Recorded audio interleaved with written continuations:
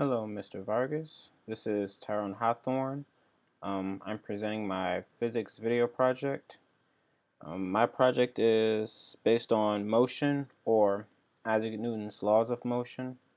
I chose this topic because I felt, as far as animation or in real life period, things move, and to know why and how they move is the basis of understanding how to do animation for games or movies.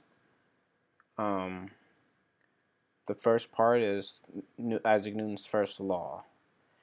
First law states that every object will remain at rest or in a uniform motion in a straight line unless compelled to change its state by an action of an external force, which basically means that an object will not move unless something else moves it, and it will continue to move unless that's at that same speed unless something else slows it down, which basically means if a rock is on the floor, it's at rest, and it will continue to be at rest unless I kick it or someone picks it up and pushes it. Technically, it will continue to go at that same speed thrown, but certain resistances play a part, like air, if it hits the ground, friction. But that's the basis of the first law. Isaac Newton's second law says that the acceleration of an object produced by a net or total applied force is directly related to the magnitude of the force, the same direction as the force, and inversely related to the mass of the object. Inverse of the value of one other or 1 over another number. The inverse is 1 half.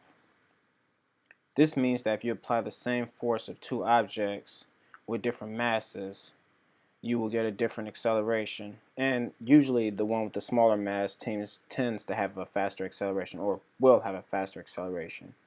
Meaning that that same rock I threw, if it's smaller than, let's say, I throw a car with the same amount of force, the rock will definitely move faster than the car will, or its acceleration will be. That's the basis of the second law. Alright, Isaac Newton's third law states that for every action force there's an equal reaction or equal or opposing reaction, which basically means that if an object applies a force on another object, the other object would apply that same exact force right back onto that object, which kind of harder to explain, but it basically means if two objects collide with each other, that same force that causes the other one to push back, the same force will be applied to the other object. Now, how does this incorporate to my career when it comes to animation? You want to try to present realism when you're doing animation, or at least some form of realism. When we apply movement or certain actions, we want them to be as realistic as possible. Understanding the laws of physics, or Newton's laws of motion, gives you that understanding. And to apply that, I've made a short little demonstration.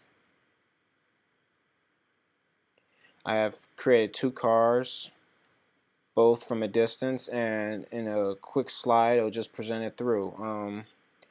Basically, when the first car moves, and that's the basis for the first law. And here we go.